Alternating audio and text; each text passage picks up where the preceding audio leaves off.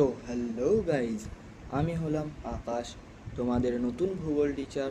Mission মাধ্যমিকের YouTube চ্যানেলে তোমাদের সবাইকে স্বাগত। ছোট ভাই ও বোনেরা, আজ আমরা ভূগোলের বহির্জাত প্রক্রিয়া ও তাদের দ্বারা সৃষ্ট ভূমিরূপ সম্পর্কে জানব। এটা মূলত দুটো বা তিনটে খুব জোর হলে পরে পার্ট লাগতে পারে। এর মধ্যে কোশ্চেন প্র্যাকটিস, তারপরে ইত্যাদি ইত্যাদি সব করতে লাগবে। চলো আমরা শুরু করি। আজকের নতুন চ্যাপ্টার বা প্রথম চ্যাপ্টার হলো বহির্জাত প্রক্রিয়া ও তাদের দ্বারা সৃষ্ট ভূমিরূপ। বহির্জাত প্রক্রিয়া ও ভূমিরূপ, এক্সোজেনেটিক প্রসেস অ্যান্ড ল্যান্ডসফর্ম।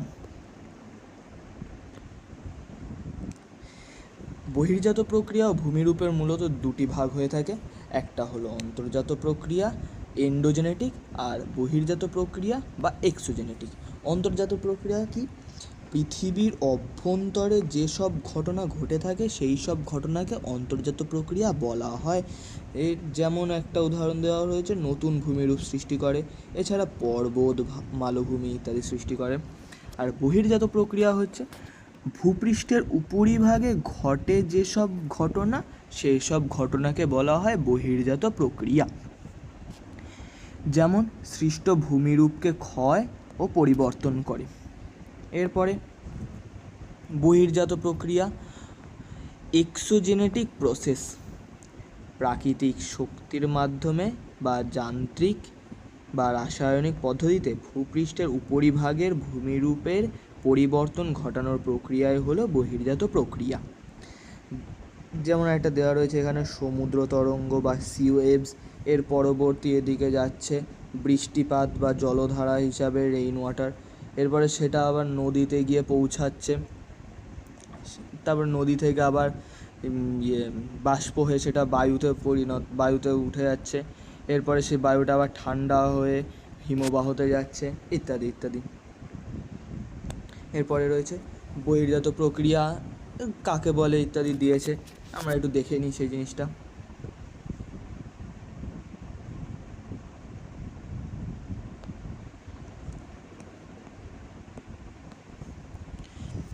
বহির্জাত প্রক্রিয়া এক্সোজেনেটিক প্রসেস, ভূপৃষ্ঠের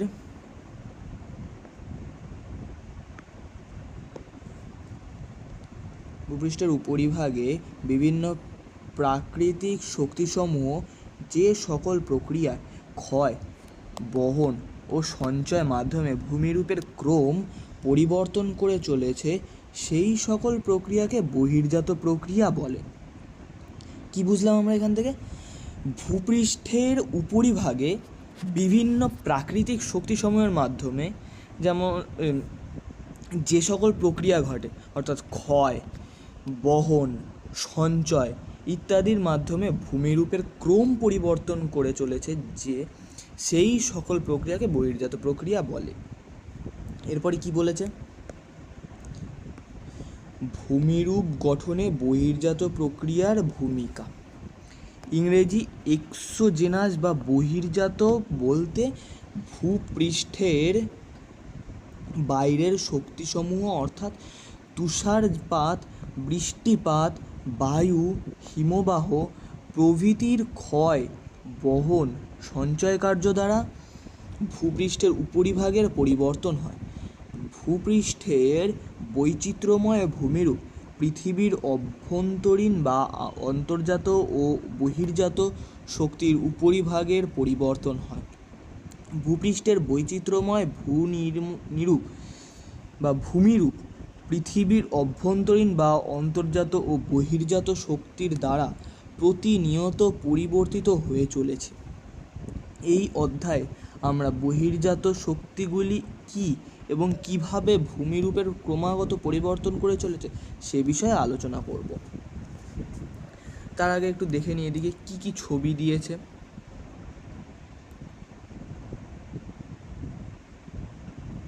এখানে দেওয়া রয়েছে নদীর কিছু একটা ছবি দেওয়া রয়েছে, যেটা নদীর উচ্চ হিমবাহ, উচ্চ একদম গতিতে দেখা যায় যে ক্ষয়গুলো, সেটা দিয়ে দেওয়া রয়েছে।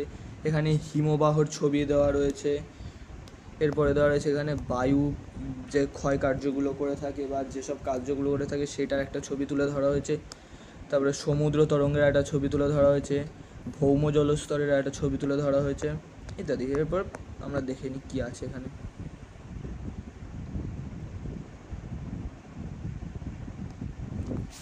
বহির্জাত শক্তিসমূহ। 1,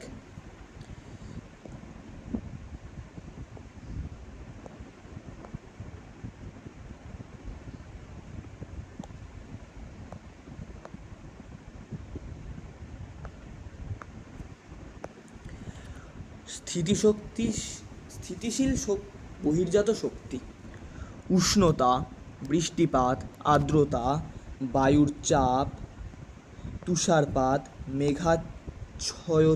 মেঘাচ্ছয়তা, শিলা প্রভৃতি। 2, গতিশীল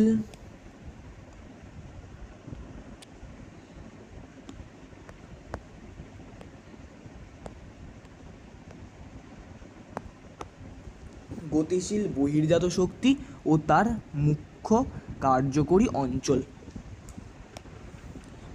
বহির্জাত শক্তি: নদী, হিমবাহ, বায়ু, সমুদ্র তরঙ্গ, ভৌমজল প্রভৃতি। বহির্জাত শক্তির বৈশিষ্ট্য: 1, বহির্জাত শক্তিগুলি ধীর ও অবিরাম কাজ করে চলেছে। 2, এগুলি ক্ষয়, বহন ও সঞ্চয় একই সঙ্গে কাজ করে। 3,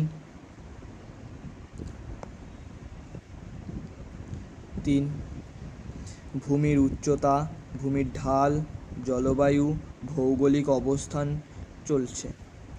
শিলার প্রকৃতি, স্বাভাবিক উদ্ভিদ, মানুষের কার্যাবলী প্রভৃতির উপর নির্ভর করে। ভূপৃষ্ঠের এক স্থান থেকে এক বহির্জাত শক্তি সক্রিয়, অর্থাৎ এক এক স্থানে এক এক বহির্জাত শক্তি সক্রিয় হয়ে থাকে। এরপরে দিয়েছে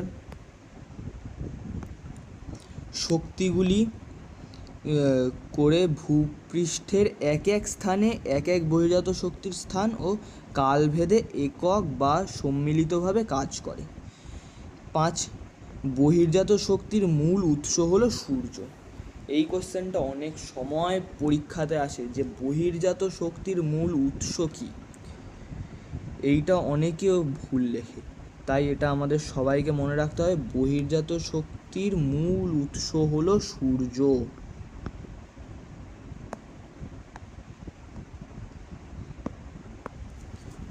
এরপরে রয়েছে বহির্জাত প্রক্রিয়ায় কাজ: আবহবিকার, এরপরে হয় ক্ষয়, এরপরে হয় পরিবহন,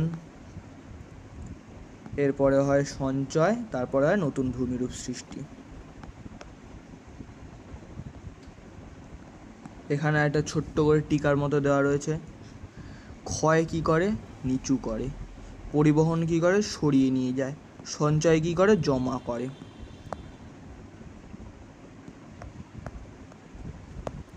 এখানে একটা বৈশিষ্ট্য দিয়ে দিয়েছে বহির্জাত শক্তি ও তার মুখ্য কার্যকরী অঞ্চলগুলি। বহির্জাত শক্তি: নদীর কাজ, বৃষ্টিপ্রকল অঞ্চল, হিমবাহের কাজ, শীতল বরফাবৃত অঞ্চল বা উচ্চ অক্ষাংশ অথবা মেরু অঞ্চল অথবা উচ্চ পার্বত্য অঞ্চল, যে কোনো একটা লিখলেই চলবে। বায়ুর কাজ: উষ্ণ মরুভূমি, মরুপ্রায়, প্রথর উন্মুক্ত উপকূল অঞ্চল। সমুদ্র তরঙ্গের কাজ: সমুদ্র উপকূল অঞ্চল।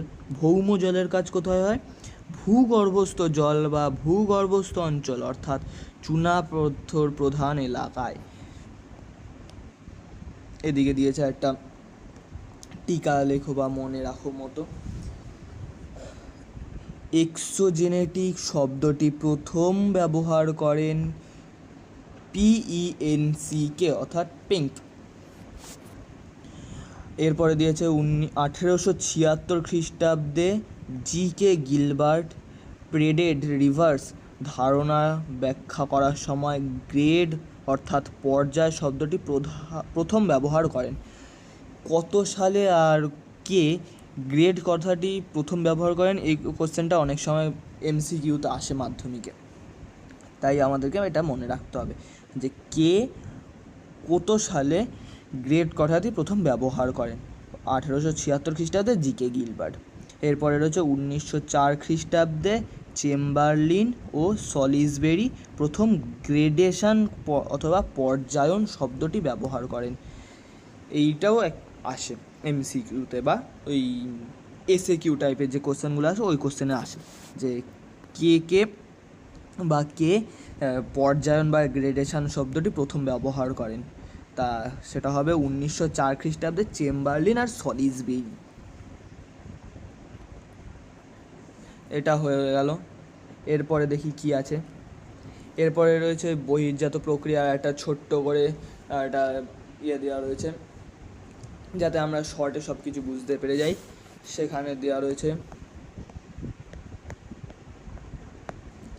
বহির্জাত প্রক্রিয়া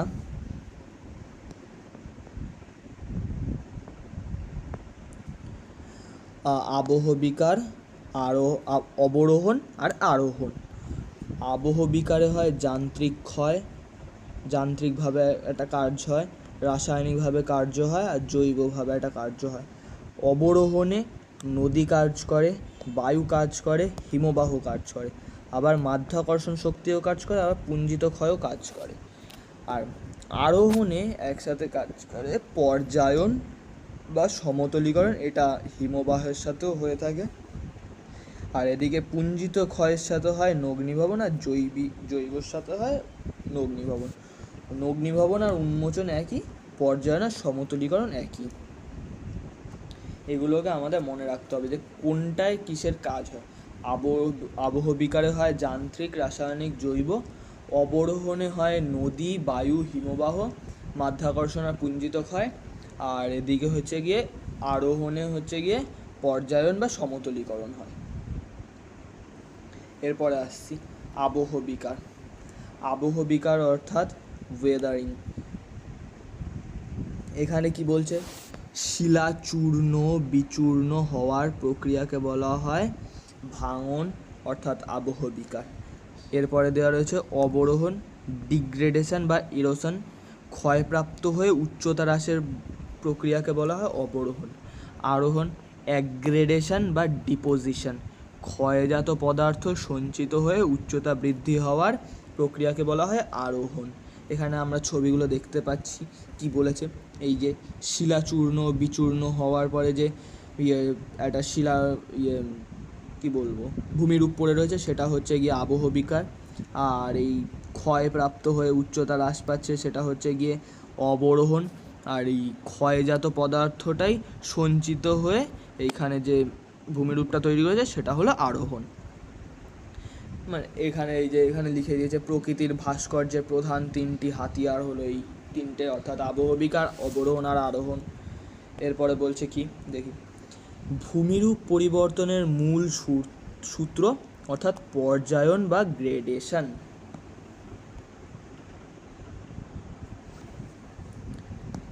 কি বলছে, অবরোহণ প্লাস আরোহণ ইকুয়ালস টু পর্যায়ন। এখানে তোমরা বলবে যে কী হলো ব্যাপারটা, ভূগোলের মধ্যে আবার অঙ্ক কি করে চলে এলে। এখানে ভূগোলের মধ্যে অঙ্ক আসেনি, কিন্তু একটা ইনডাইরেক্টলিভাবে একটা অঙ্ক দেওয়া রয়েছে কি, যে ক্ষয় ও পরিবহনের মাধ্যমে যে উচ্চতা হ্রাস পাচ্ছে অর্থাৎ অবরোহণ, আর সঞ্চয়ের কার্যের মাধ্যমে যে নিম্নস্থান ভরাট হচ্ছে সেটাকে যোগ করে বা একসাথে দেখলে পরে যে জিনিসটা আমরা দেখতে পাবো সেটা হলো পর্যায়ন বা অসমতল ভূমির সমতলীকরণ। এইখানে একটা দিয়ে দেওয়া রয়েছে ছবি যেটা তোমরা দেখতে পাচ্ছ।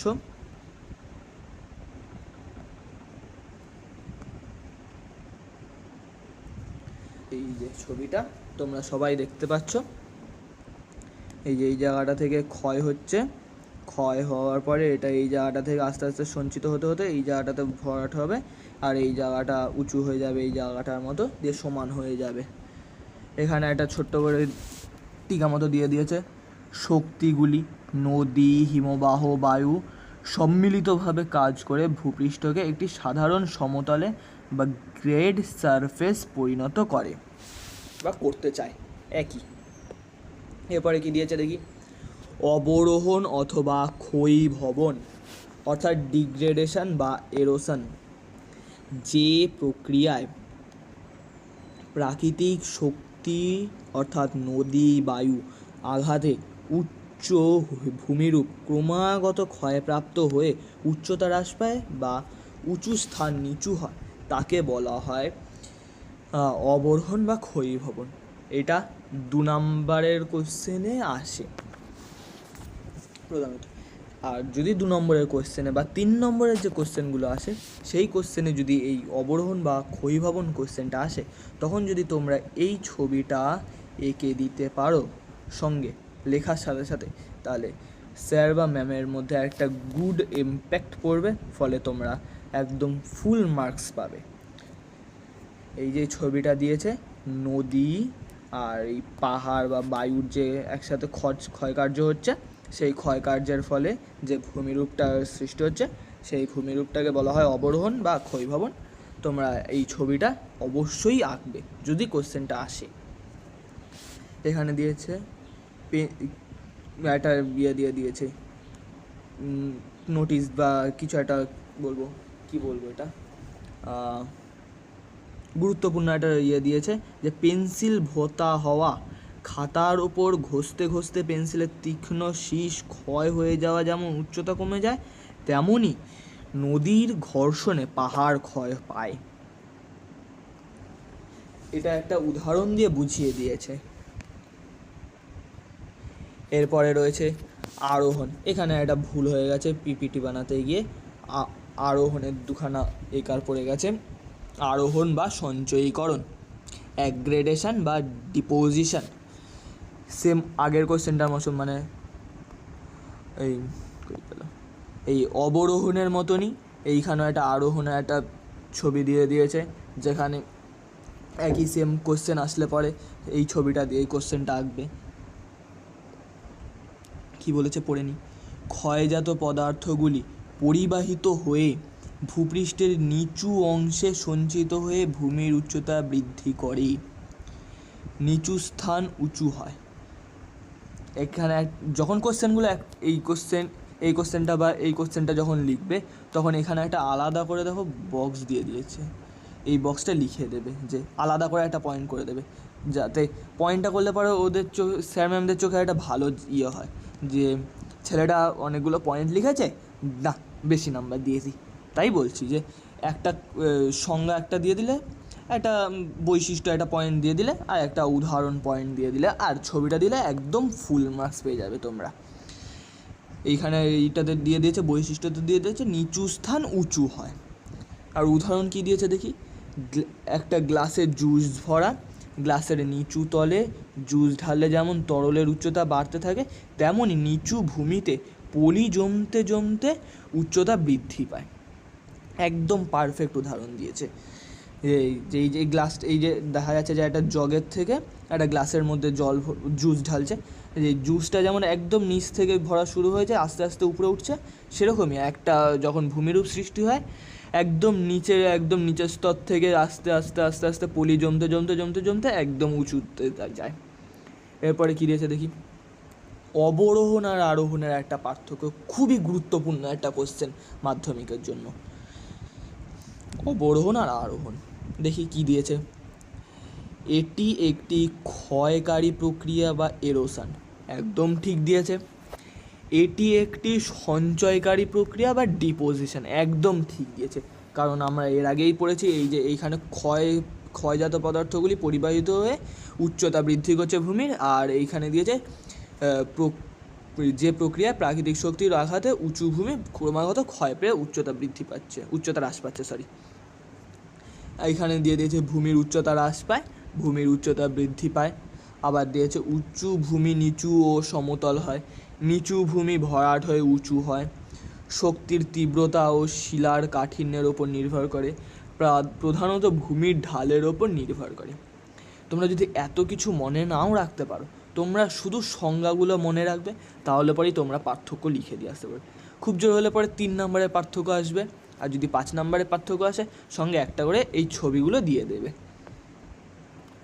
কাকে বলে থেকে ভেঙে ভেঙে ইয়েটা করবে, পয়েন্টগুলো করে দেবে, আর এই একটা ছবি দিয়ে দেবে যদি 5 নম্বরে আসে, তাহলে প্রায় খুব জোর হলে পরে 4 4.5 পেয়ে যাবে একটা ইয়েতে।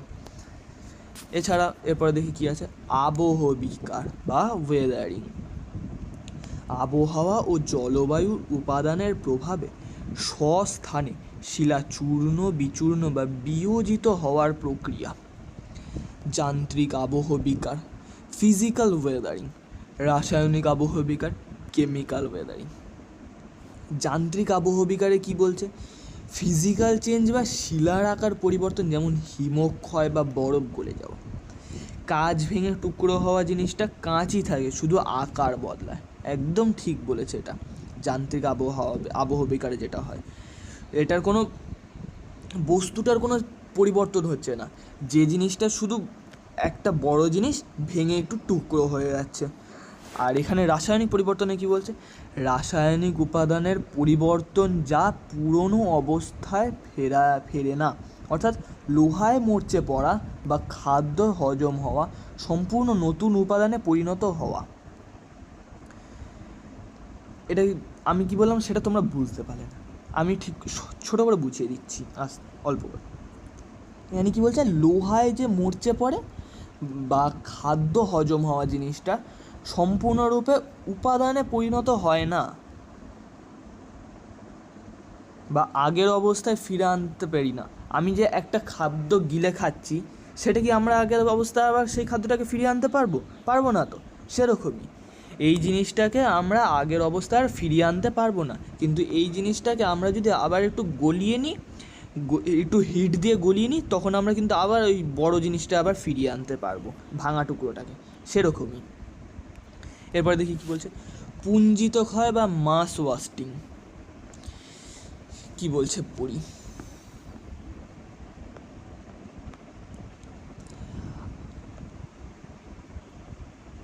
আবহাওয়ার কারণে সৃষ্ট আলগা বা চূর্ণ শিলারাশি যখন শুধুমাত্র মাধ্যাকর্ষণ শক্তি বা গ্র্যাভিটির টানে পর্বতগাত্র বা ভূমির ঢাল বেয়ে ধীরে ধীরে নিচে নেমে আসে, তখন তাকে বলা হয় পুঞ্জিত ক্ষয়।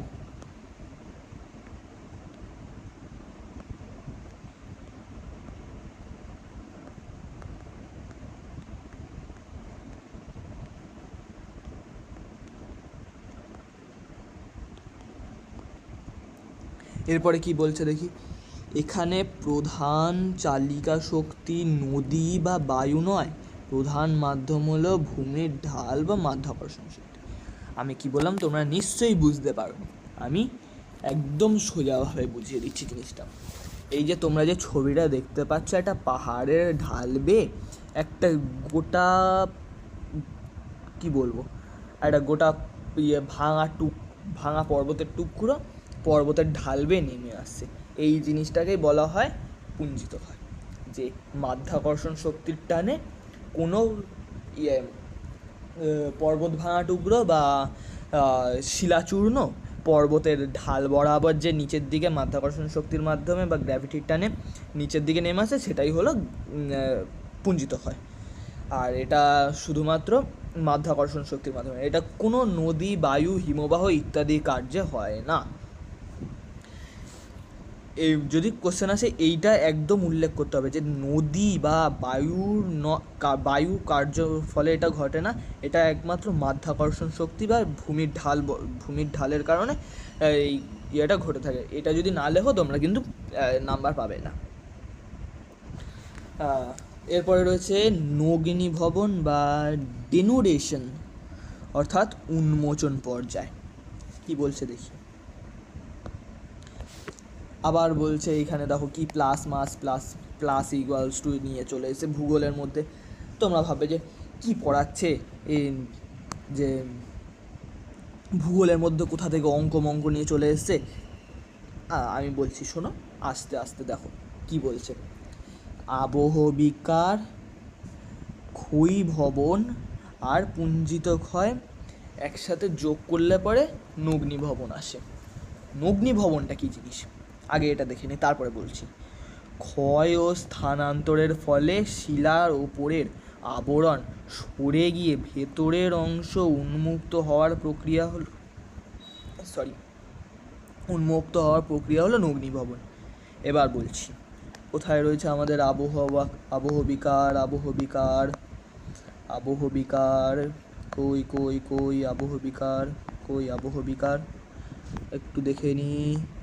এই যে আবহবিকার, এখানে বলেছিলাম এই যে আবহাওয়া ও জলবায়ু উপাদানের প্রভাবে স্বস্থানে শিলাচূর্ণ বিচূর্ণ বা বিয়োজিত হওয়ার প্রক্রিয়া হলো আবহবিকার। মানে একই জায়গায় আবহাওয়া ও জলবায়ুর প্রভাবে যে শিলাটা চূর্ণ বিচূর্ণ হচ্ছে সেটার প্রক্রিয়া হলো আবহবিকার। এরপরে কি বলেছিল, ক্ষয়ীভবন। ক্ষয়ীভবন কোথায় আছে দেখি একটু,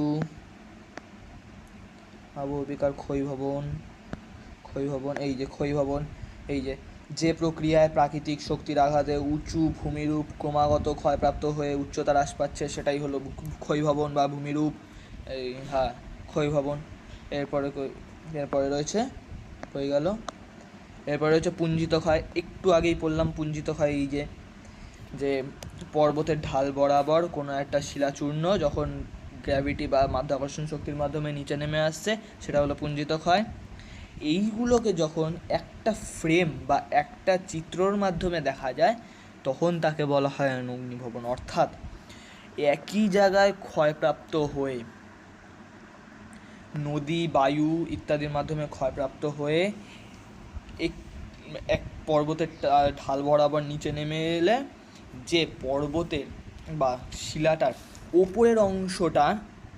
ওপরের অংশটা ভেঙে গিয়ে বা উন্মুক্ত হয়ে গিয়ে ভেতরের কোনো একটা জিনিস দেখা যাচ্ছে, ভেতরের শিলাটাকে দেখা যাচ্ছে, ক্ষয়প্রাপ্ত যে শিলাটা ভেতরের জিনিসটাকে দেখা যাচ্ছে সেটাকে বলা হয় অগ্নিভবন।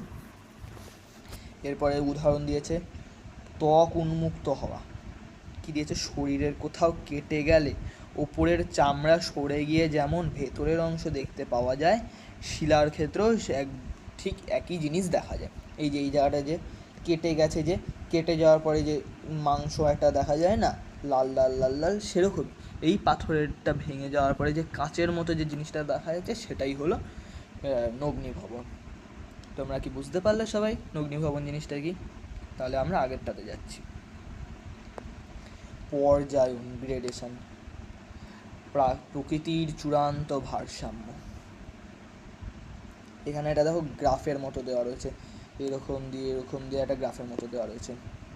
কি দিয়েছে দেখি, অবরোহণ বা ক্ষয় এবং আরোহণ বা সঞ্চয় প্রক্রিয়ার মধ্যে সমন্বয় সাধন এর ফলে, এই দাড়িটা হবে না, এর ফলে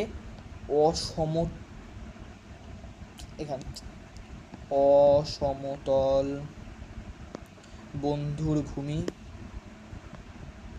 বন্ধুর ভূমি ক্ষয় ও সঞ্চয়ের মাধ্যমে সমতল বা প্রায় সমতল ভূমিতে পরিণত হওয়ার প্রক্রিয়াকে বলা হয় পর্যায়ন। এই যে এখানে আমি একটা উদাহরণ দিয়ে বলছি, এই যে এটা ধরো পাহাড়, এটা সমুদ্রতলের নিচে পাহাড় এরকম আস্তে আস্তে আস্তে আস্তে নিচু হতে ক্ষয় পেতে পেতে পেতে পেতে পেতে পেতে পেতে পেতে আস্তে আস্তে সমতল হয়ে গেল একদম। এই ঘটনাটাকে বলা হচ্ছে পর্যায়ন। আমি এই জায়গাটাকে একটু ঠিক করে লিখে দিই, নাহলে তোমরা বুঝতে পারবে না। দাঁড়াও এক সেকেন্ড, এটা কেটে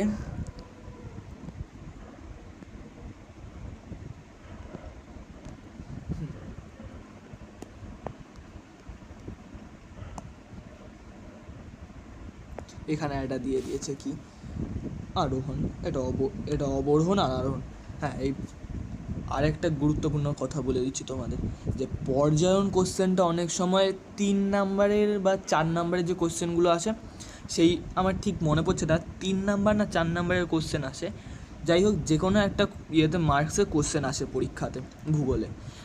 সেইখানে এই কোশ্চেনটা আসতে পারে আমার যতদূর সম্ভব। সেখানে এই ছবিটা আঁকবে তোমরা, যে এটা একটা পাহাড় আঁকলে, আবার একটা ছোট পাহাড় আঁকলে, তারপর আস্তে আস্তে আস্তে আস্তে একটু করে দিয়ে এই ফাঁকা জায়গাটাকে তোমরা অবরোহণ লিখে দেবে, আর নিচে আরেকটা এইটার সাইড দিয়ে একটা করে দেবে নিচে এরকম দিয়ে এটাকেও আস্তে আস্তে মিলিয়ে দেবে এরকমভাবে দিয়ে। এই যে উপরে উঠে যাচ্ছে যে জায়গাটা, সেটা হচ্ছে আরোহণ, এই যে আরোহণ, আর যেটা নিচের দিকে নেমে যাচ্ছে সেটা হলো অবরোহণ। এখানে কি দিয়েছে, 1876 খ্রিস্টাব্দে জিকে গিলবার্ট সর্বপ্রথম গ্রেড বা পর্যায়, এটা তো আগেও পড়লাম, এটাও আগে পড়েছি, গ্রেডেশন কথাটিকে প্রথম ব্যবহার করেছিল, তাই এটা নিয়ে আর ঝামেলা বাড়িয়ে লাভ নেই, পরেরটায় চলে যাই। ক্ষয় সীমা, বেস লেভেল অফ ইরোশন, কি বলছে দেখে নিই। ভূপৃষ্ঠের নিচের সেই শেষ সীমা যার নিচে প্রাকৃতিক শিলাগুলো আর ক্ষয়কার্য করতে পারে না। সাধারণভাবে এই চূড়ান্ত ক্ষয়সীমা হলো সমুদ্রতল বা সি লেভেল। প্রবর্তক জিডব্লিউ পাওয়েল। এই কোশ্চেনটাও আসে শর্ট কোশ্চেনে, 1 নাম্বারের কি 2 নাম্বারের আসতেই পারে। যেমন দিয়েছে কি আসতে পারে, যে ক্ষয়সীমার প্রবর্তককে জেডব্লিউ পাওয়েল, আর ক্ষয়ের শেষ সীমা কি, অর্থাৎ হ্যাঁ ক্ষয়ের শেষ সীমা কি, তখন হবে সমুদ্র সমতল বা সমুদ্রতল, একই জিনিস। এই যে এই ছবিটার মধ্যে তোমরা দেখতে পাচ্ছ, পাহাড়ের ক্ষয় হতে হতে হতে হতে হতে হতে হতে একদম সমুদ্রে চলে যাবে। এরপরে মালভূমি ক্ষয় হতে হতে হতে সমতল হয়ে যাবে বা সমুদ্রে মিলিন হয়ে যাবে। সেরকমই সমতল ভূমি ক্ষয় পেতে পেতে পেতে পেতে একদম সমুদ্রে বিলীন হয়ে যাবে। কিন্তু সমুদ্র কখনো আর ক্ষয় পাবে না, তাই সমুদ্রই হলো একমাত্র, সমুদ্রতলই হলো একমাত্র ক্ষয়ের শেষ সীমা। তারপরে দেখা যাক কি আছে। নদীর 3টি গতি শক্তির প্রোফাইল,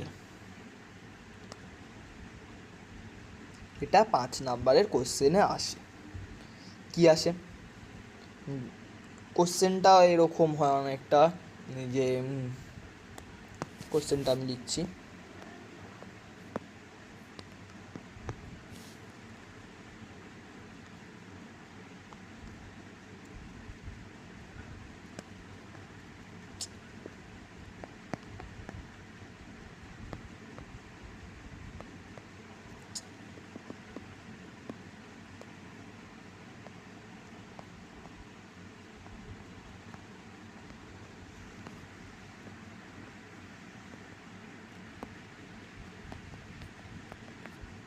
এই কোশ্চেনটা আসে, আবার এখান থেকে কোশ্চেন আসে, এই যে এখানে রয়েছে উচ্চগতি, মধ্যগতি, নিম্নগতি।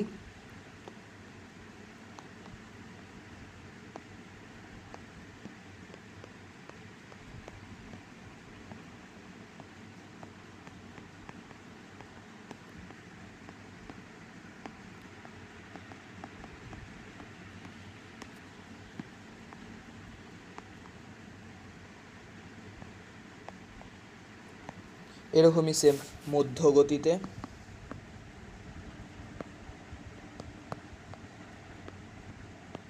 আবার নিম্নগতিতে।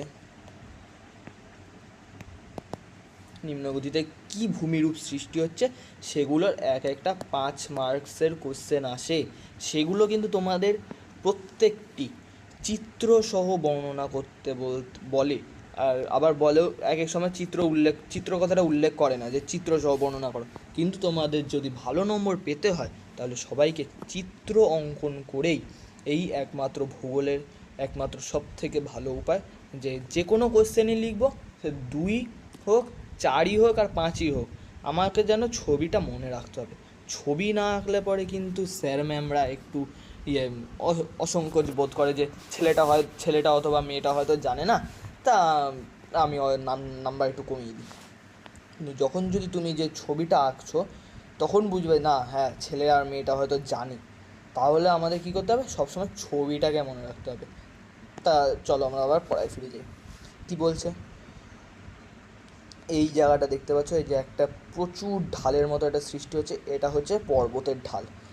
আমরা সবাই জানি সব সময় নদী হচ্ছে গিয়ে উত্তর দিক থেকে দক্ষিণ দিকে বয়, অর্থাৎ উত্তর দিকটা আমাদের যেহেতু উঁচু দিক, অর্থাৎ উত্তর দিকে অনেক পর্বত পাহাড় রয়েছে, তাই উত্তর দিক থেকে নদীগুলো সৃষ্টি হয়, আর দক্ষিণ দিকটা একটু ঢালু হয়, তাই দক্ষিণ দিকে সেই নদীগুলো বয়ে চলে।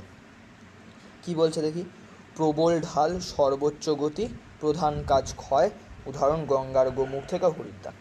আমরা সবাই জানি গঙ্গার উৎপত্তি হচ্ছে গিয়ে গোমুখ গহ্বর থেকে, এবং সেটা হচ্ছে সেটা হরিদ্বার পর্যন্ত এসে সেটা উচ্চ গতি পর্যন্ত নাম জানছি আমরা। এরপরে আসছে মধ্যগতি।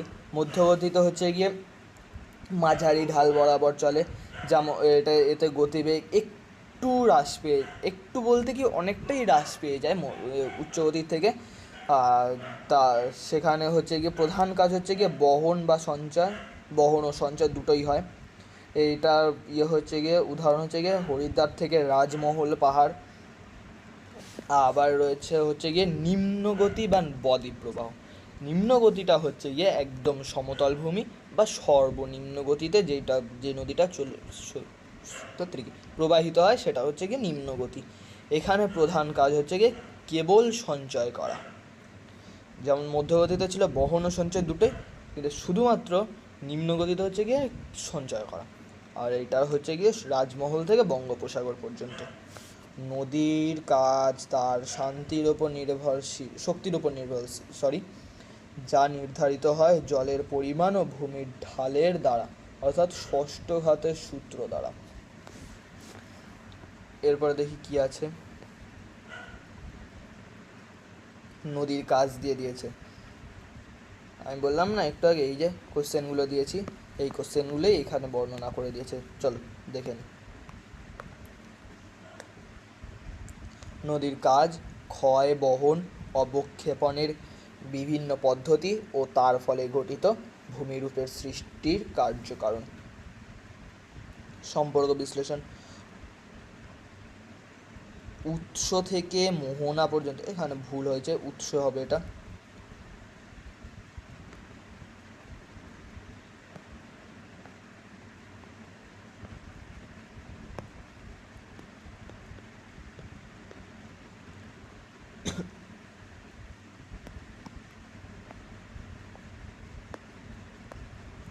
উৎস থেকে মোহনা পর্যন্ত ভূমিরূপ পরিবর্তনের দৃষ্টিকোণ থেকে নদীর কাজকে তিনটি ভাগে ভাগ করা হয়। এক হলো ক্ষয় কাজ, বহন কাজ, সঞ্চয় কাজ। নদীর ক্ষয় কাজ, এই যে এখানটা তোমরা একটা ছবি দেখতে পাচ্ছ, যে নদীর ক্ষয়ের বিভিন্ন পদ্ধতি। নদীর ক্ষয় কার্য, ইরোশনাল ওয়ার্কস অফ রিভার। প্রবাহিত নদী জলস্রোতের মধ্যে যে ভূমিরূপের কোমল শিলাস্তর ভেঙে অপসারিত হওয়ার এত ভুল হয় না। পদ্ধতি, এটা হবে পদ্ধতি। পদ্ধতিকে ক্ষয়কার্য বলা হয়। নদীর ক্ষয়কার্য বলতে মূলত তিন প্রকার। এক হলো উলম্ব ক্ষয়, অনুভূমিক ক্ষয় আর মস্তকীয় ক্ষয়। নদীর ক্ষয়কার্যের প্রক্রিয়া 5 ধরনের হয়: জলপ্রবাহজনিত ক্ষয়, ঘর্ষণ ক্ষয়, অববর্ধন ক্ষয়, দ্রবণ ক্ষয়, আর এখানে একটা দেওয়া রয়েছে, এটা ভুল হয়েছে, এটা হবে বুদবুদ ক্ষয়। এই যে এইখানটাতে দেওয়া রয়েছে, এইখানটাতে একটু ভুল হয়েছে, দেখে নি কি আছে। জলপ্রবাহজনিত ক্ষয়, গতিশীল নদীর জলের আঘাতে গতিপথের নিম্ন ও পার্শ্ব অংশ ক্ষয় হওয়ার প্রক্রিয়াকে বলা হয় জলপ্রবাহজনিত ক্ষয় অথবা ক্ষয় বলে। ঘর্ষণ ক্ষয়, নদীবাহিত নুড়ি পাথর একে অপরের সঙ্গে আঘাত খেতে খেতে ক্রমে চূর্ণ বিচূর্ণ হয়ে চলাচলে বালিকণাতে পরিণত হয়ে যায়। মানে একটা জলে উচ্চগতিতে একদম নদী খরস্রোতার মতো একদম প্রবাহিত হয়, তখন সেখানে এক একটা পাথর ক্ষয় পেতে পেতে পেতে পেতে একটা পাথর আরেকটা পাথরের সাথে আঘাত খায়, তখন ওই পাথরগুলো আস্তে আস্তে বালিকণাতে পরিণত হয়ে যায়, সেই প্রক্রিয়াকে বলা হয় ঘর্ষণ ক্ষয়। তারপরে রয়েছে অববর্ধন ক্ষয়। কী রয়েছে? নদীবাহিত নুড়ি পাথর বোল্ডার প্রবাহিত পাথর পার্শ্ব বা তলদেশে বিভিন্নভাবে ক্ষয় করাকে অববর্ধন ক্ষয় বলা। উচ্চগতিতে যে নদী যে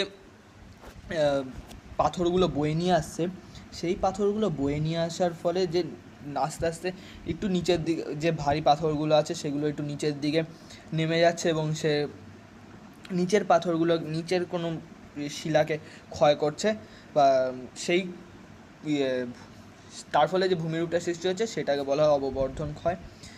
আর এই প্রক্রিয়ায় মন্থকূপ সৃষ্টি হয়। দ্রবণ ক্ষয়, নদী প্রবাহ পথে খনিজ লবণ, চুনাপাথর, ডলোমাইট প্রভৃতি জলে দ্রবীভূত হয়ে ক্ষয় হওয়াকে দ্রবণ ক্ষয় বলা হয়। নদীর প্রবাহ পথে খনিজ লবণ, চুনাপাথর, ডলোমাইট প্রভৃতি জলে দ্রবীভূত হয়ে ক্ষয় হওয়াকে দ্রবণ ক্ষয় বলা হয়। এটা হচ্ছে বুদ্বুদ ক্ষয়। নদীর জলে শিলা ছিদ্রের মধ্যে থাকা বায়ু থেকে সৃষ্টি বুদ্বুদ শিলাস্তরের চাপ সৃষ্টি করে শিলা ক্ষয় করে। এখানে এই ছবিটা তোমাদের রাখতে হবে, যদি বড় কোশ্চেন, যদি কি আসবেই বড় কোশ্চেন। এখানে দিয়েছে ক্ষয়তন্ত্রের সূত্র, বা ওই কিসের সূত্র জানো, এখানে এই ষষ্ঠ ঘাতের সূত্র কি দিয়েছে দেখি। ষষ্ঠ ঘাতের সূত্রটা দিয়েছে ডব্লু হপকিন্স কত সালে, 1842 খ্রিস্টাব্দে। কি দিয়েছে, নদীর গতিবেগ দ্বিগুণ হলে তার বহন ক্ষমতা বৃদ্ধি পায়। এটা 26 নয়, 2⁶ বা 64 গুণ। 2⁶ করলে পরে আমরা জানি 64 হয়, তাই এটা হবে 64 গুণ বা 2⁶ গুণ। একেই বলা হয় ক্ষয়তন্ত্রের সূত্র বা ষষ্ঠ ঘাতের সূত্র, দুটোই একই জিনিস। এরপরে দিয়েছে নদীর গতিবেগ বৃদ্ধির সম্ভাব্য কারণগুলি হলো শক্তির পরিবর্তন, নদীর পুনর্যৌবন লাভ বা অন্য কোনো কারণ। এরপরে দিয়েছে নদীর ক্ষয়ের নিম্নলিখিত ফলগুলি হলো জলবায়ু, শিলার প্রকৃতি, ভূমির ঢাল, জলের পরিমাণ, নদীবাহিত পদার্থের কাঠিন্য, আকৃতি ও পরিমাণ। এরপরে এখানটা এটা দিয়েছে, মনে রাখো ছোট্ট করে, উৎস থেকে মোহনা পর্যন্ত নদীর ক্ষয়, বহন ও সঞ্চয় কার্যের ফলে নদীর কাজকে 3 ভাগে ভাগ করা হয়। এরপর দেখা যাক কি দিয়েছে, নদীর বহন কার্য, সেটা হিসাব মতো থাকে পরপর, ক্ষয় কার্যের পরে বহন কার্য। এই যে এখানে একটা ছবি, এইটার মতো ছবিটা দেওয়া উচিত ছিল, কিন্তু এখানে একটা প্রকৃতি থেকে ছবি তুলে নিয়ে চলে এসছে কোথা থেকে। নদীর ক্ষয় কার্যের ফলে সৃষ্ট ক্ষয়জাত পদার্থগুলিকে বিভিন্নভাবে মোহনা অভিমুখে বা নিম্নব্রতা অঞ্চলে নিয়ে যাওয়ার প্রক্রিয়াকে বহন কাজ বলে। এই বহন কাজের পদার্থগুলি হলো দ্রবণ প্রক্রিয়া, ভাসমান প্রক্রিয়া, লম্ফদান প্রক্রিয়া, এখানেও ভুল, এটা লম্ফদান হবে, আবর্তন প্রক্রিয়া ইত্যাদি। দেখি কি আছে,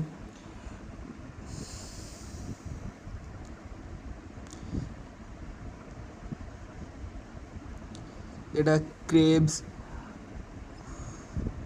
এখানে কি লিখেছে কিছু বোঝাও যাচ্ছে না,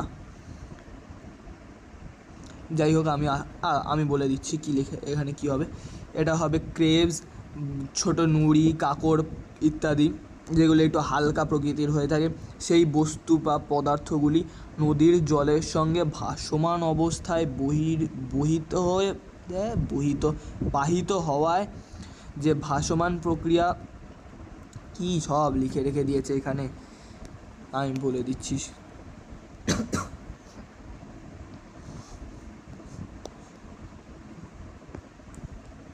এটা হবে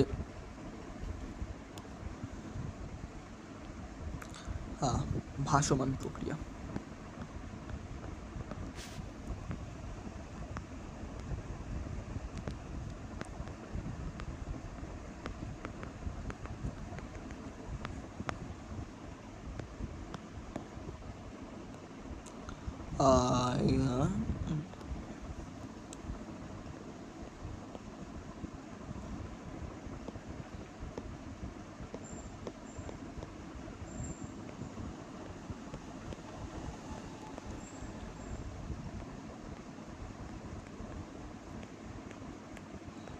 ছোট নুড়ি পাথর অর্থাৎ যেগুলি নদীর ক্ষয়কার্যের ফলে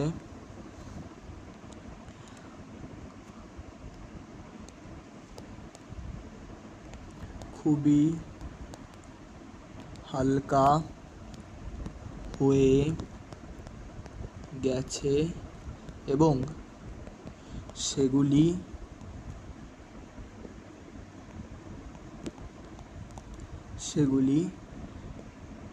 ভাসমান অবস্থায় রয়েছে সেই প্রক্রিয়াকে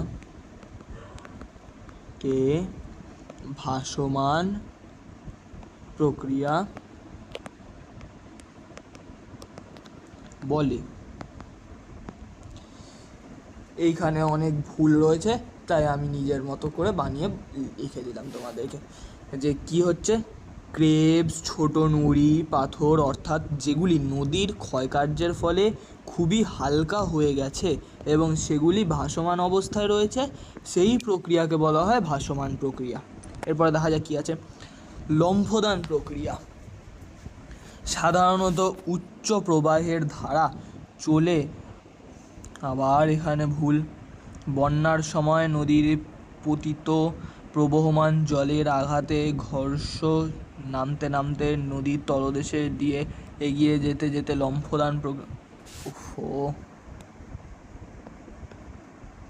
লিখে দিচ্ছি, ছাড়ো, লম্ফদান প্রক্রিয়া।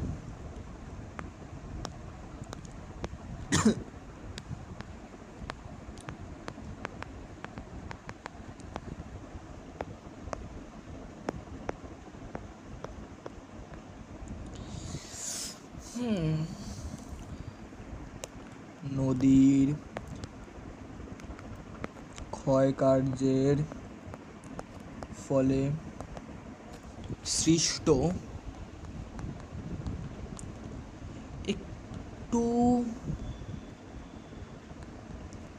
ভারী অর্থাৎ একদম হালকা নয় এমন নুড়ি, কাকর, পাথর নদীর তলদেশে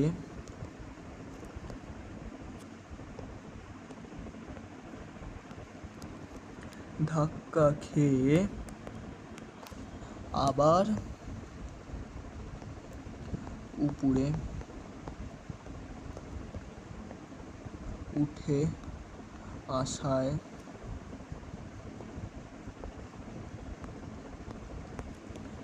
যে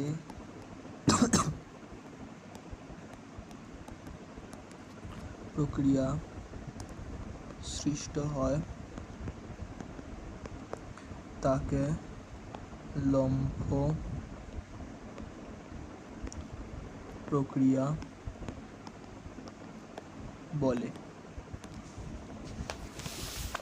এখানে কি বললাম আমি, নদীর ক্ষয়কার্যের ফলে সৃষ্ট একটু ভারী অর্থাৎ একদম যে হালকা, যে এটার এই ভাসমান প্রক্রিয়ার মতো যেটা একদম হালকা হয়, তার থেকে একটু সামান্য ভারী নুড়ি, কাকর, পাথর ইত্যাদি নদীর তলদেশে যেহেতু একটু ভারী হয়, তার জন্য নিচে গিয়ে ধাক্কা খেয়ে আবার উপরে উঠে এসে যে প্রক্রিয়া দেখা যাচ্ছে সেটা হচ্ছে লম্ফদান প্রক্রিয়া।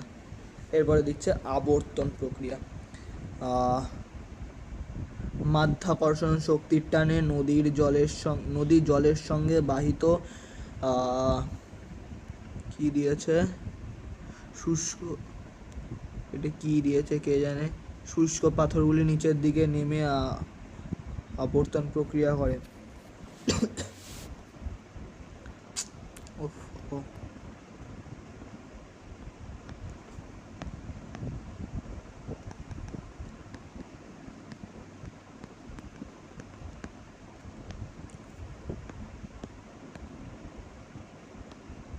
আবর্তন প্রক্রিয়া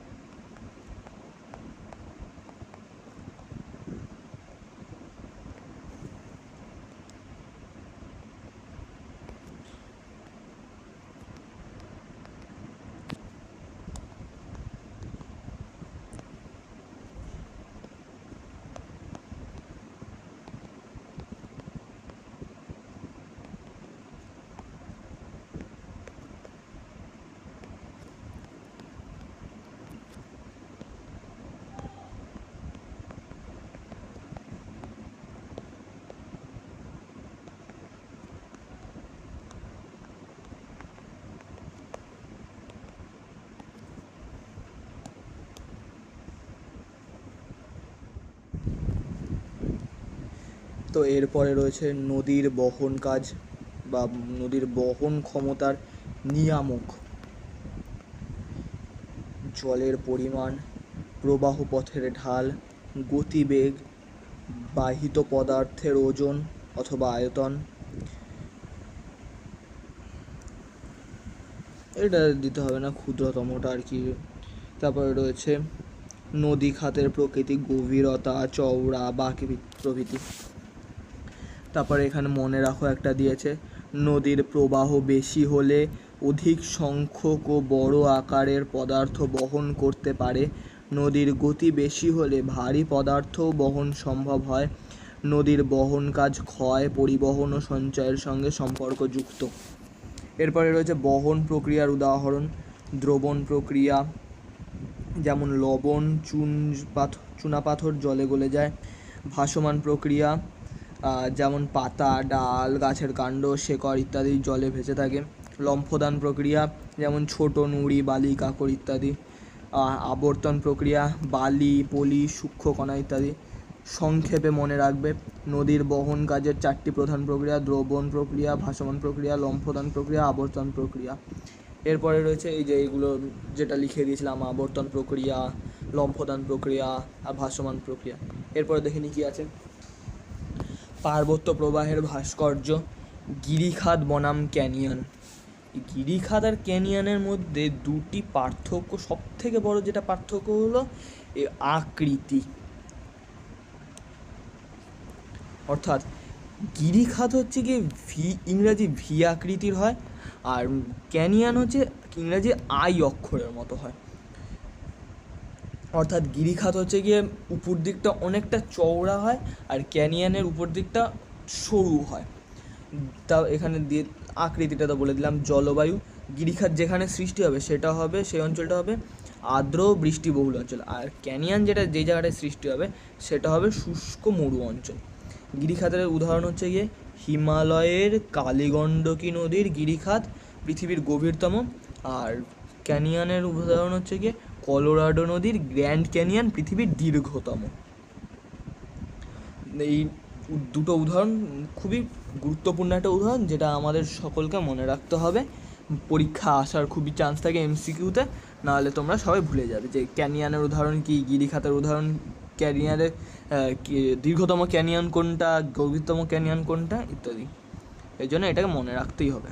এরপরে দেখি কি আছে, মন্থকূপ। এটা কিন্তু মন্থকূপ, মন্থ দন্তের নয় থয়, মন্থকূপ বা পটহোল। কি দিয়েছে দেখি, এই যে মন্থকূপের ছবিটা দিয়ে দিয়েছে তোমাদের, দেখো এখানটায় কি দিয়েছে পড়ি এবার।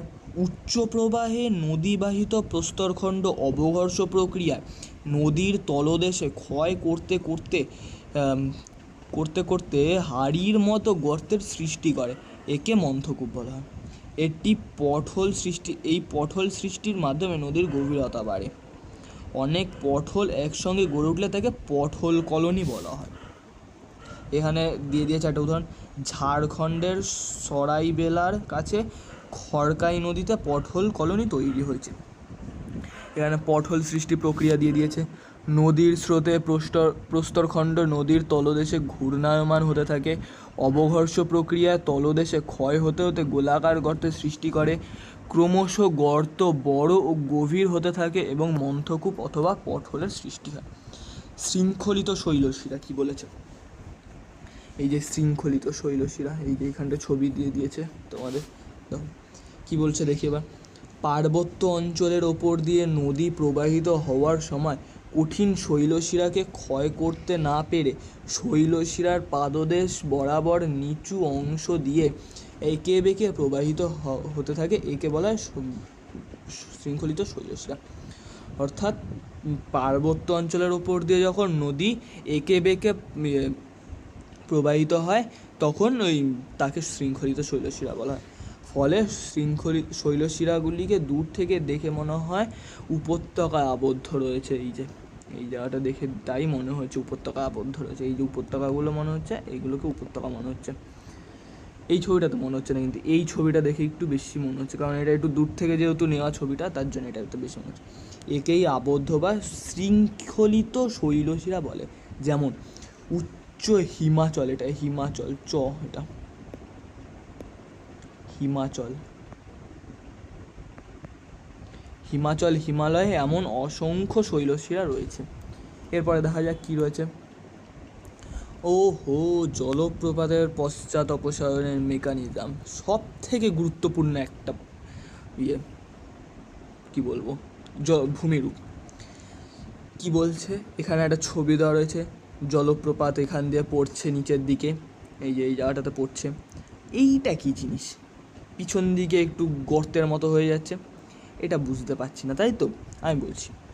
এই উপরেরটা হচ্ছে গিয়ে কঠিন শিলা, আর এই জায়গাটা হচ্ছে গিয়ে কোমল শিলা।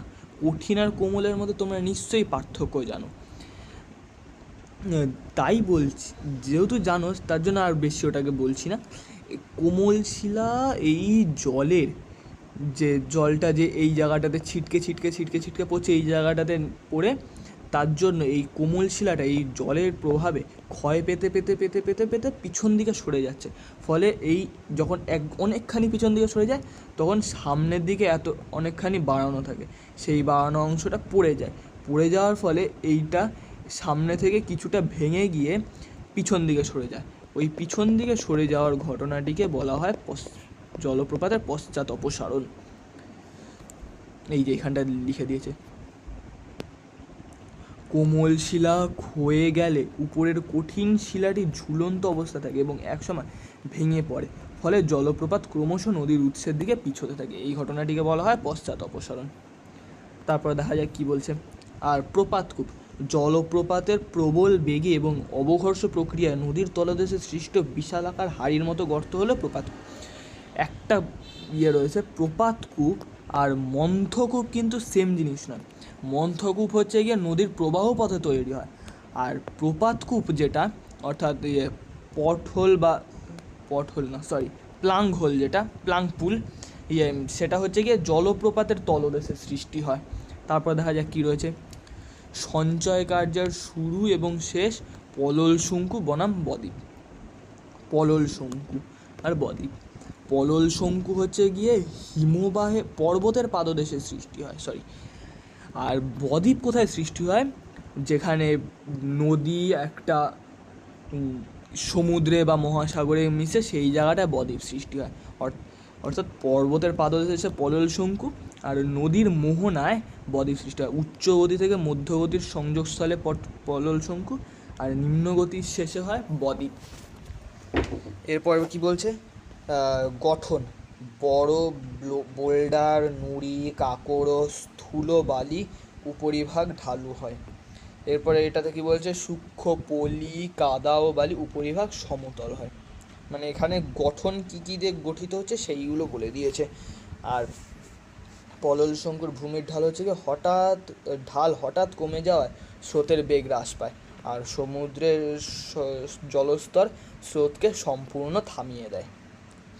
এই বদ্বীপ বা পলল শঙ্কুর মধ্যে পার্থক্য আসে, আর আসলে পরে এটা খুব সম্ভবত 4 নম্বরের কোশ্চেনে আসতে পারে, বা 5 নম্বরের মনে হয়।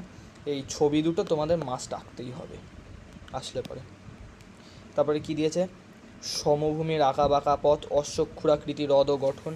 এই যে এই নদী যখন এঁকে বেঁকে যায়, তখন এই যে এই জায়গাটায় জোড়া লেগে গেছে, জোড়া লেগে যাওয়ার ফলে এই জায়গাটা থেকে আস্তে আস্তে ভাগ হয়ে যাবে নদী বাঁক। সমভূমিতে নদীর গতিবেগ কমে যাওয়ায় নদীর আঁকাবাঁকা পথে প্রবাহিত হয়, অবতল ঢালে ক্ষয় এবং উত্তল ঢালে সঞ্চয় হয়। এরপরে কি দিয়েছে, গ্রীবা সংকীর্ণ হওয়া, ক্রমাগত পার্শ্বক্ষয়ের ফলে নদী বাঁকের দুটি বাঁক একে অপরের ওপর খুব কাছাকাছি চলে আসে। এরপরে কি দিয়েছে, হ্রদ বিচ্ছিন্নকরণ, অর্থাৎ অতিরিক্ত জলে নদী সোজা পথে চলতে শুরু করে। বিচ্ছিন্ন বাঁকটি ঘোড়ার খুরের মতো আকৃতি নেয়, এই যে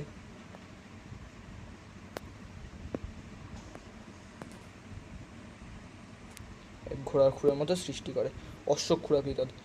ও অক্সবো লেক হিসেবে অবস্থান করে, যেমন মুর্শিদাবাদের মতিঝিল। এরপরে নদীর অন্তিম শিল্পকর্ম, অর্থাৎ বদ্বীপের রূপভেদ, ডেল্টা মরফোলজি। বদ্বীপ তিন রকমের হয়, সৃষ্টি হয় তিন রকমের। একটা হচ্ছে ধনুক আকৃতি বদ্বীপ, একটা পাখির পায়ের মতো বদ্বীপ, আর একটা করাতের দাঁতের মতো বদ্বীপ। তারপরে দেখি কি বলছে, সমুদ্রমুখী বহিরেখা ধনুকের মতো সবচেয়ে সাধারণ রূপ। এটা সব প্রায় বদ্বীপেই দেখা যায়, যে ধনুকের মতো বদ্বীপটা, যেমন গঙ্গা, ব্রহ্মপুত্র, নীল নদ ইত্যাদি। পায়ের পাখির মতো বদ্বীপ যেটা, সেটা খুবই রেয়ার, মানে কী বলবো, রেয়ার বলতে খুবই কম দেখা যায়, যেটা মিসিসিপি মিসৌরি নদীর বদ্বীপে দেখা যায়। কী বলছে, মূল নদী বদ্বীপ শাখায় বিভক্ত হয়ে সমুদ্রে প্রবেশ করে, এর জন্য এটা সৃষ্টি। করাতের দাঁতের মতো যেটা, বিপরীতমুখী স্রোত ও বায়ুপ্রবাহের সংঘাতে পলি দুদিকে ছড়িয়ে পড়ে, যেমন স্পেনের এব্রো, ইতালির তাইবার ইত্যাদি। এরপরে কি আছে, এই যে এইখানে দিয়ে দিয়েছে বাস্তবতার মুখোমুখি গঙ্গা ব্রহ্মপুত্র বদ্বীপ এবং জলবায়ু সংকট। এই দেখো গঙ্গা ব্রহ্মপুত্রের বদ্বীপের এই জায়গাটাতে কীরকম বদ্বীপটা সৃষ্টি হয়েছে, দেখতে পাচ্ছ তোমরা বদ্বীপটা কীভাবে সৃষ্টি হয়েছে। সহস্রাব্দ ধরে নদী বা তার পলি নিয়ে পৃথিবীর বৃহত্তম ম্যানগ্রোভ অরণ্য সুন্দরবন গড়ে তুলেছে, কিন্তু আজ বহির্জাত প্রক্রিয়াগুলি তার আর কেবল প্রাকৃতিকভাবে নিয়ন্ত্রিত হচ্ছে না, মানুষের সৃষ্টি করা বিশ্ব উষ্ণায়ন এই বদ্বীপের সক্রিয় অংশ। সুন্দরবন প্রায় 10,000 বর্গ কিমি এলাকা, যা 4.4 মিলিয়ন মানুষের বাসভূমি এবং রয়্যাল বেঙ্গল টাইগারের আশ্রয়স্থল, আজ চরম অস্তিত্ব সংকটে। তারপরে সুন্দরবনের ওপর জলবায়ু পরিবর্তনের আঘাত, জলস্তরের উচ্চতা বৃদ্ধি পাচ্ছে। ওয়ার্ল্ড ব্যাংকের রিপোর্ট অনুযায়ী সমুদ্রের জলতল প্রতি বছর 3 থেকে 4 মিলিমিটার করে বাড়ছে, যা পৃথিবীর গড়ের চেয়ে অনেক বেশি। ঘূর্ণিঝড়ের প্রাদুর্ভাব। 2. সমুদ্র জলের উষ্ণতা বৃদ্ধির কারণে আয়লা, আম্ফা, নিয়াসের মতো বিধ্বংসী ঘূর্ণিঝড়ের সংখ্যা ও তীব্রতা বহুগুণ বেড়ে গেছে। এরপর লবণাক্ততা বৃদ্ধি ও বন্যভূমি ধ্বংস। 3 নম্বর, সমুদ্রের নোনা জল কৃষি জমিতে প্রবেশ করেছে। এর ফলে বিগত কয়েক দশক ধরে বা এক দশকে প্রায় 3.7% ম্যানগ্রোভ ধ্বংস হয়েছে, জীববৈচিত্র্য বিপন্ন হচ্ছে। পরিবেশগত উদ্বাস্তু দ্বীপ। 4 নম্বর হচ্ছে দ্বীপগুলি প্লাবিত হওয়ায় মানুষজন বাধ্য হয়ে নিজ এলাকা ছেড়ে অন্যত্র চলে যাচ্ছে। এর জন্য মানুষই একমাত্র দায়ী। হারিয়ে যাওয়া ভূগোল, বিলুপ্ত বিপন্ন দ্বীপসমূহ। লোহাচড়া দ্বীপ। 1980-র দশক থেকে প্লাবন শুরু হয়। 2006 সালে গবেষকরা একে সম্পূর্ণরূপে নিমজ্জিত ঘোষণা করেন। প্রায় 6,000 মানুষ বাস্তুচ্যুত হয়। নিউমুর একখানা দ্বীপ, যেটা এই জায়গাটাতে অবস্থিত, আর এটা লোহাচড়াটা, আর এই জায়গাটা ঘোড়ামারা রয়েছে। লোহাচড়া 1970 সালে জেগে ওঠে। আয়তন বেড়ে 10,000 বর্গমিটার হয়, কিন্তু 2010 সালে এটি পুরোপুরি জলের তলায় চলে যায়। আর 1975 সালে আয়তন ছিল 8.5 বর্গ কিমি, বর্তমানে কমে দাঁড়িয়েছে মাত্র 4.4 বর্গ কিমি। জনসংখ্যা 40,000 থেকে কমে 3,000-এ নেমে গেছে। মানে এটা শুধু একমাত্র মানুষেরই কাজকর্মের ফলে হয়েছে। এত গাড়ি ঘোড়া, তারপরে এত পলিউশন বেড়েছে, যার ফলে বিশ্ব উষ্ণায়ন দেখা দিচ্ছে, যার ফলে জলতল বেড়ে যাচ্ছে আর এই সব প্রাকৃতিক দুর্ঘটনা ঘটছে। আজ এখানেই শেষ হলো। এরপরে ভূগোল এরই আরেকটা পরে বিস্তৃত আরেকটা চ্যাপ্টার রয়েছে, যেটা আমরা পরের পার্টে আনবো। আজ এখানেই শেষ করলাম। So all students, thank you সবাইকে মিশন মাধ্যমিকের ইউটিউব চ্যানেলে। তো মাইসেলফ আকাশ সাহা, আমি এখানেই আজকে রাখছি। পরের দিন আবার আরেকটা ভিডিও নিয়ে আসছি।